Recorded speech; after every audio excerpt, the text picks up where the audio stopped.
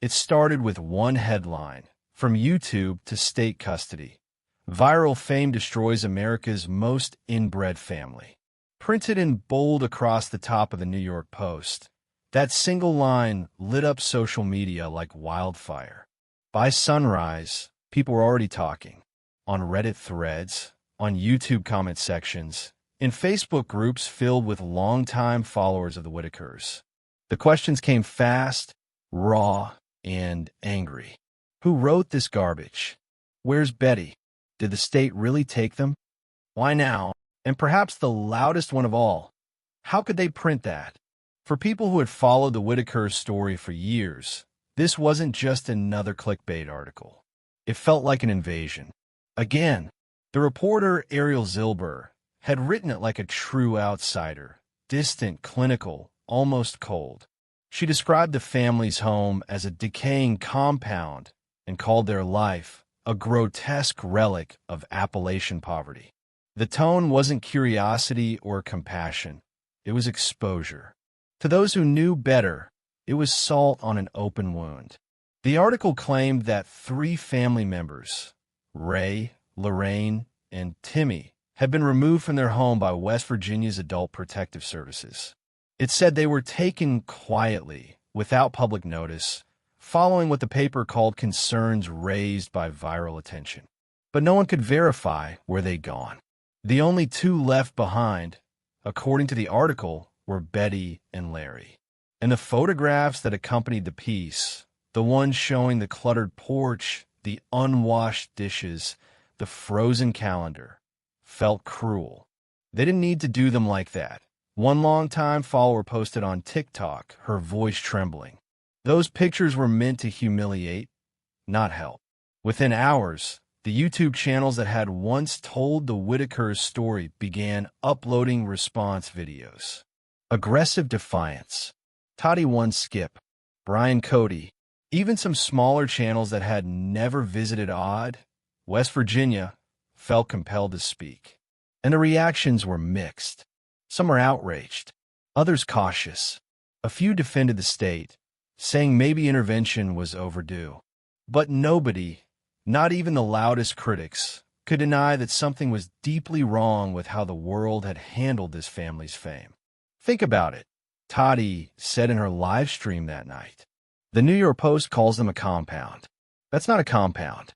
That's a home. Their home. Maybe not like yours or mine, but it's what they know. And they loved each other there. But you tell that to somebody sitting behind a desk in Manhattan, and it just becomes a headline. Her voice softened. That's what hurts the most. The humanity gets lost in translation. Behind the scenes, though, something else was happening. Phone calls were being made, quiet ones, private ones. A few of the people who had visited the Whittakers in the past were trying to verify details. They contacted social workers, neighbors, and even local law enforcement. No one wanted to go public, but everyone wanted to know. Was it true? Had the state really stepped in? And if so, where had they taken them? Betty, according to several sources, was distraught. Larry was confused. They didn't understand why their family had been separated or where they'd gone. They said they were helping them, and they couldn't live here no more. Betty reportedly told one visitor. I missed them a lot. I raised them. That line, I raised them, became the quote shared across social media. It humanized her in a way the article never could. People saw a woman who had loved her family fiercely, who had protected them through ridicule and poverty, now left alone to make sense of a world she never asked to be part of. Meanwhile, the Post article continued spreading. Other outlets picked it up. The Daily Mail, The Sun, even some local stations began running segments. Each retelling stripped away a little more context, a little more truth. The story became a spectacle again. It wasn't about who the Whittakers were anymore. It was about what they represented. A convenient symbol for viral tragedy. And odd, though, people weren't laughing. Locals began noticing out-of-state license plates on the narrow dirt roads again. Journalists, content creators, curious tourists with cameras around their necks, whispering directions to the Whittaker house. One man who lives nearby said he stopped 3 different vehicles in a single afternoon. I told him to turn around, he said. Ain't nothing up there but hurt. But the damage was done. The article reignited an obsession that many had hoped was finally fading. New fans of the story, people who'd never seen Mark Laita's original documentaries, started digging through old videos like detectives piecing together a mystery. Some said they wanted to save the Whittakers. Others just wanted content. One YouTuber with over 500,000 subscribers uploaded a video titled Exclusive: What the Media Won't Tell You About the Whittakers. He hadn't been to West Virginia. He hadn't spoken to the family. His exclusive was screenshots from Reddit. Still, it got over 1 million views in 2 days. For Mark Laita, the man who'd brought the Whittakers story to the world back in 2020, this new wave of attention must have felt like déjà vu, a nightmare looping on repeat. He'd said once in an interview that filming the family was one of the most intense experiences of his career. Meanwhile, Betty and Larry stayed where they were, cut off but unbroken. Larry told a neighbor he was waiting on a call. Betty still cooked beans on the stove, still hung laundry outside, still waited for the dirt road to bring her family back. The noise of the outside world barely touched them anymore, just echoes bouncing off the hills. But in a quiet, unseen way, their story was beginning again. Not as a viral phenomenon, not as a spectacle, but as a fight for dignity. Because every time someone said they deserve better, someone else finally agreed. And yet, questions remain. Where are Ray, Lorraine, and Timmy now? Did the state act in their best interest? Or did public pressure force a decision that wasn't theirs to make? And how do you rebuild trust when the world has already taken so much?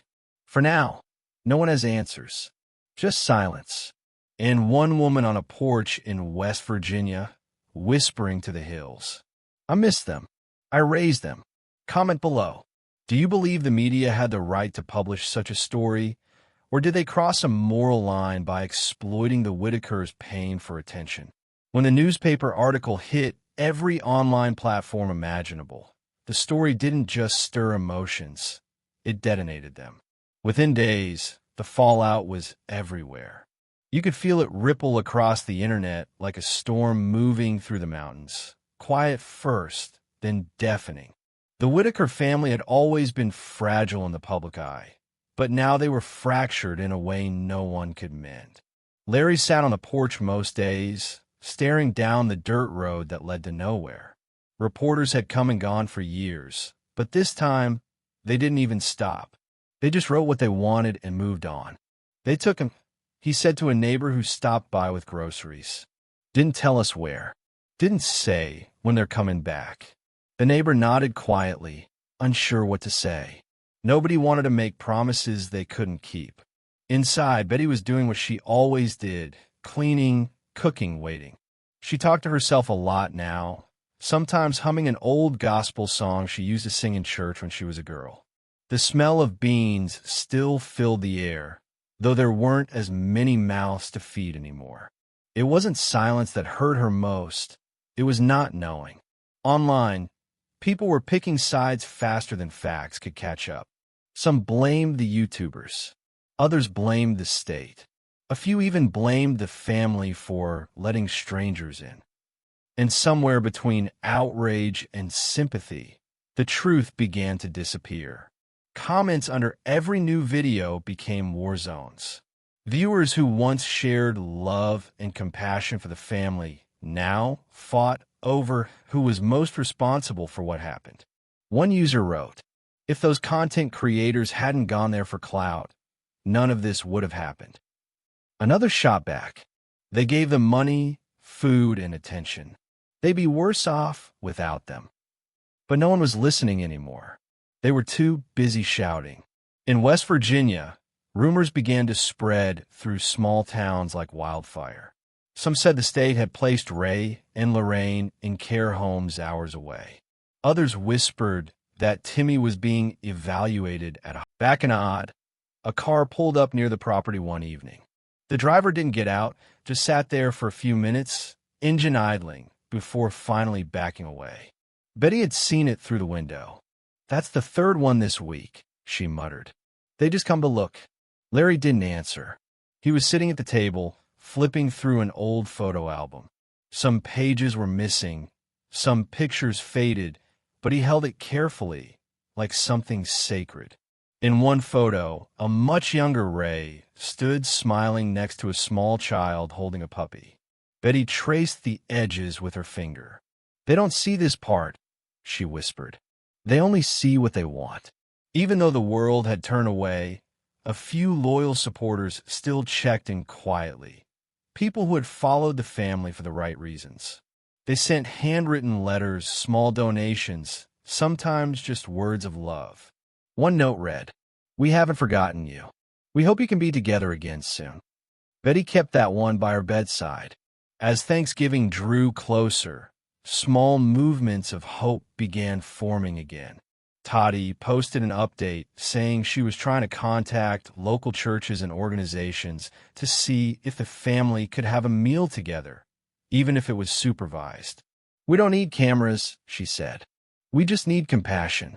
Her audience responded warmly.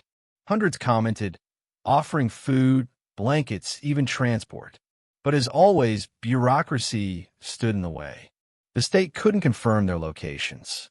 The court wouldn't release details, and Betty couldn't visit without clearance. So she waited and waited. By December, the frenzy had started to die down, replaced by a heavy stillness. The internet had moved on to the next story. The news cycle had buried the headline under fresher scandals. But for the few who had truly followed the Whittakers, who'd watched them laugh, survive, and persevere, this wasn't over. They knew the fight wasn't about fame or fault anymore. It was about respect, about letting a family heal in peace. And maybe, in a world that forgets so quickly, that's the hardest thing of all. Because for the Whittakers, time doesn't heal. It lingers. It hangs in the air like fog, quiet, unyielding, and impossible to escape. Comment below.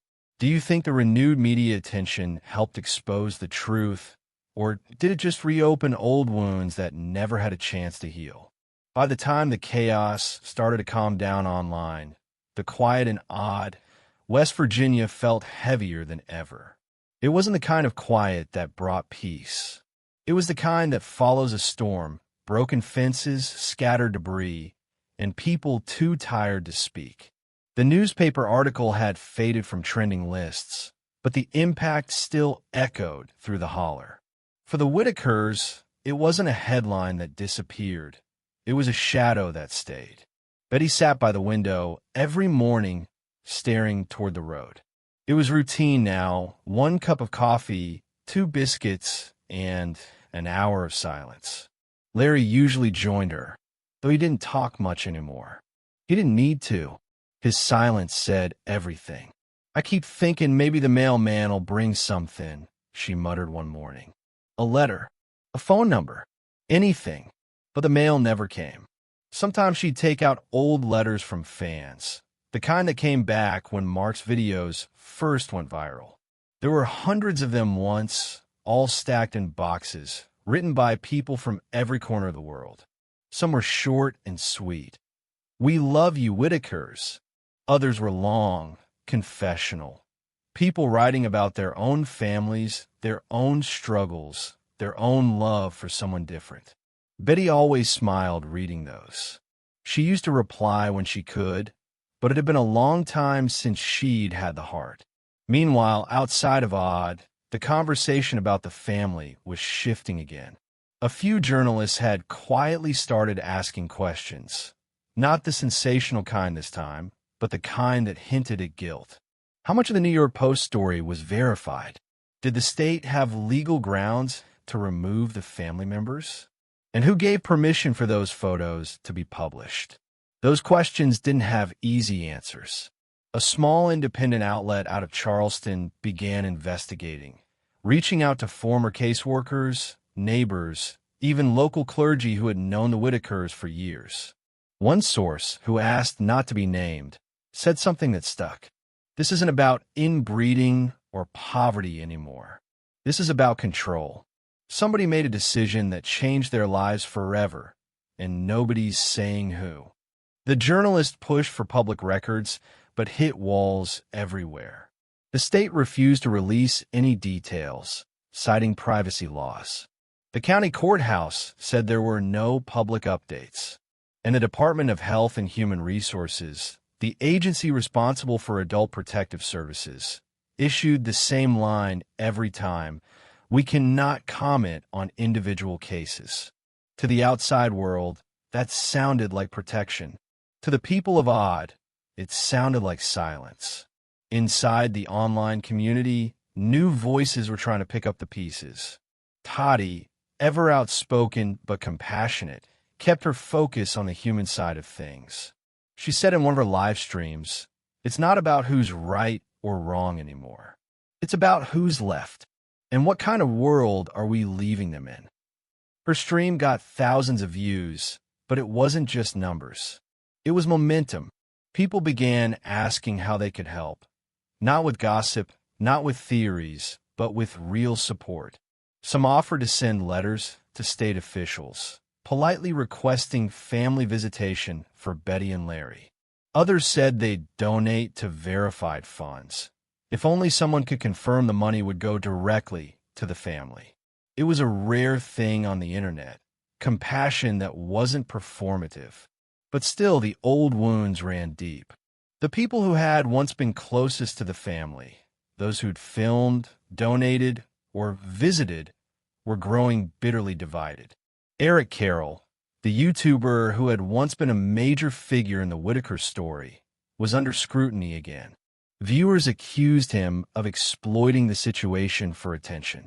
Others defended him, saying he genuinely cared. The truth probably sat somewhere in the middle, a complicated mix of good intentions, bad communication, and internet pressure. Meanwhile, Mark Laita stayed silent. But silence, in this kind of storm, speaks louder than words. Then came something unexpected. A letter. Not from a fan, not from the press, but from someone claiming to be a caseworker who had recently left the Department of Human Services.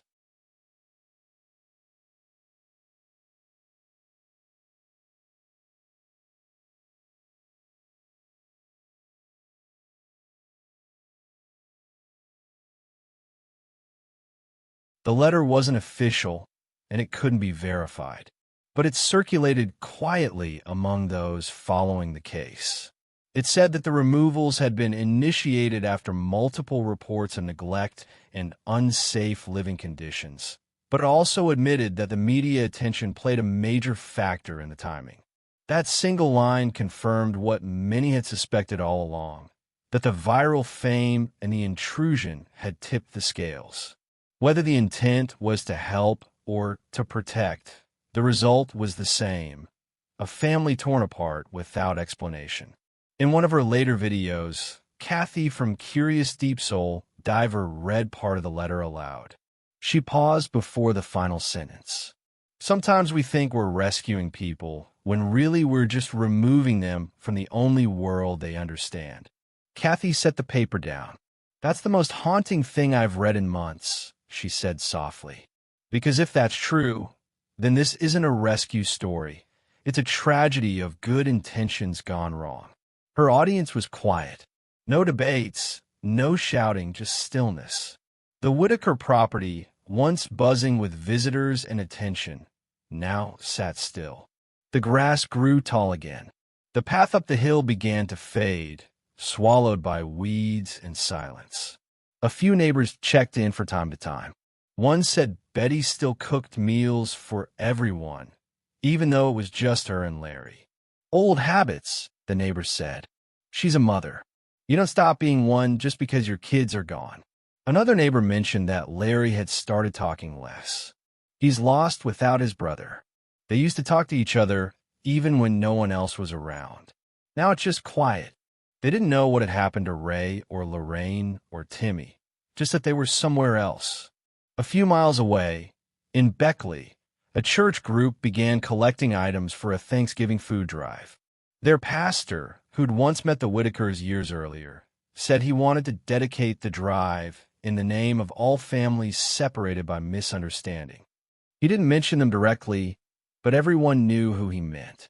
Small gestures like that began appearing across the state. Quiet acts of kindness inspired by a story that had been twisted too many times.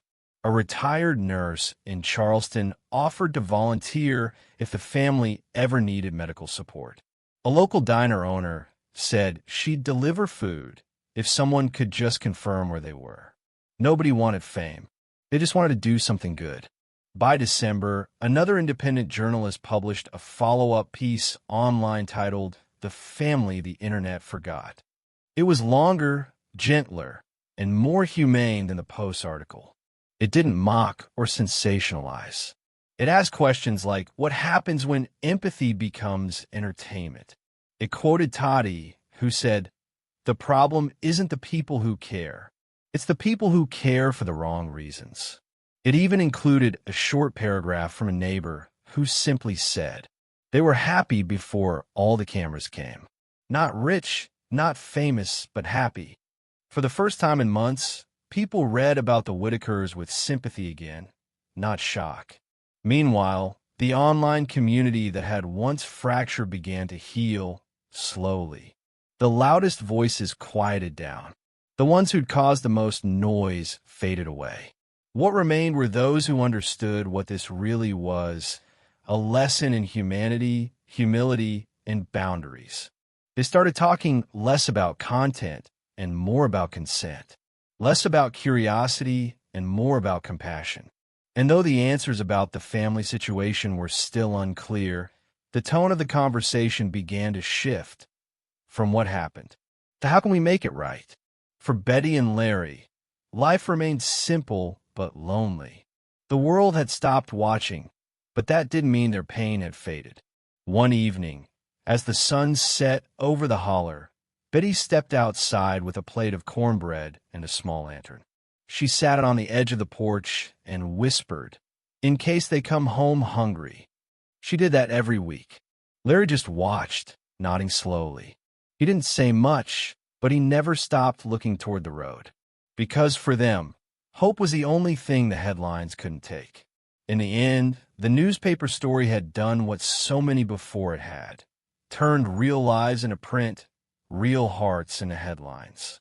But in the quiet corners of the internet, and in the hearts of those who truly understood, something new was taking root. A collective realization that maybe the best way to care for the Whittakers was to stop treating them like a story at all. Maybe the real help would come not from another article, another video, or another viral campaign, but from silence. The kind of silence that means peace, not absence. The kind that lets a family breathe again. Because sometimes the kindest thing you can do for someone who's been overexposed is to finally let the light dim. Comment below. Do you think the Whittakers' privacy can ever truly be restored? Or has the media's obsession changed their lives beyond repair? The snow had started to fall early that year in Odd, West Virginia. Thin flakes drifted down through the holler, dusting the empty road and the sagging roof of the old Whittaker home. It wasn't the kind of snow that turned things beautiful. It was the kind that reminded you of how cold the world could be. Inside, Betty sat in her worn recliner, bundled in an oversized coat, her hands wrapped around a chipped mug of coffee that had long gone cold. Larry sat by the window, same as always, eyes fixed on the gravel path that led away from the house. Every day since September, he'd waited for the same thing. A car, a knock on the door, a sign that someone was coming home. But nobody ever did. The newspaper article that had set the world on fire was nearly 2 months old now, but the aftermath still lingered. The Post had long since moved on to fresher stories, scandals, politics, celebrity gossip. The reporters who once hounded the Whittakers had vanished like ghosts. Yet their words remained, echoing across the internet and in the lives of the two siblings who never asked to be famous.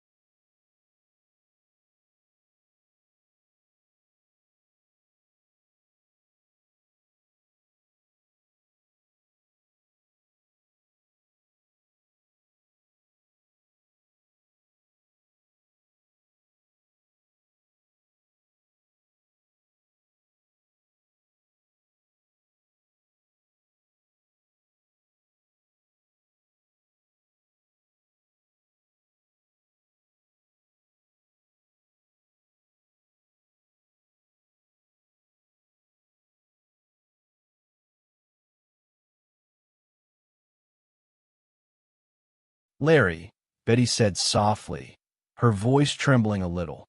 You think they're warm? He didn't answer right away.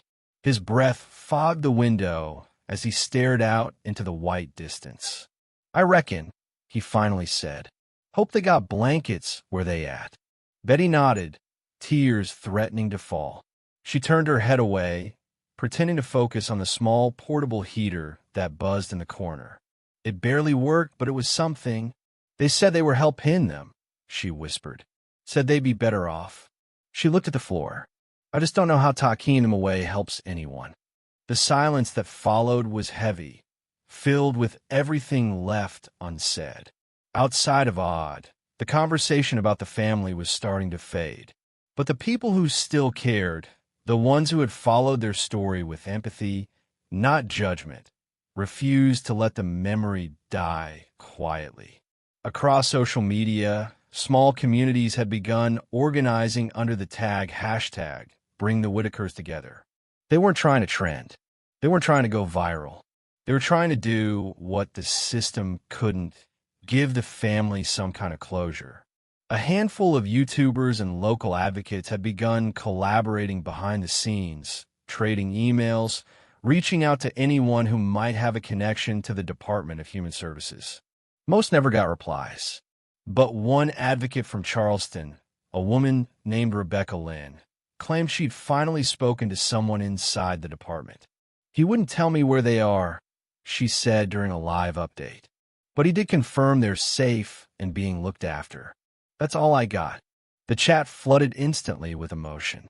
Safe isn't the same as together. Betty deserves to see her family. They're not property. They're people. Rebecca tried to stay calm. I know, she said, but we need to remember that this isn't just about outrage anymore. It's about patience and persistence. We have to do this the right way. It was a small spark, but it was enough. By early January, that spark had grown into something real. A West Virginia journalist, the same one who'd written the family the internet forgot, began publishing a series of follow-up articles focused on what he called the long shadow of viral fame. In one piece, he described how the Whittakers' story had exposed the deep cracks in rural welfare and adult care systems. He didn't sensationalize them. He didn't mock them. He simply told the truth about the bureaucracy, about the neglect, about how the family had fallen through the cracks long before the cameras ever arrived. The tragedy of the Whittakers, he wrote, is not that the world discovered them. It's that the world didn't know what to do with them once it did.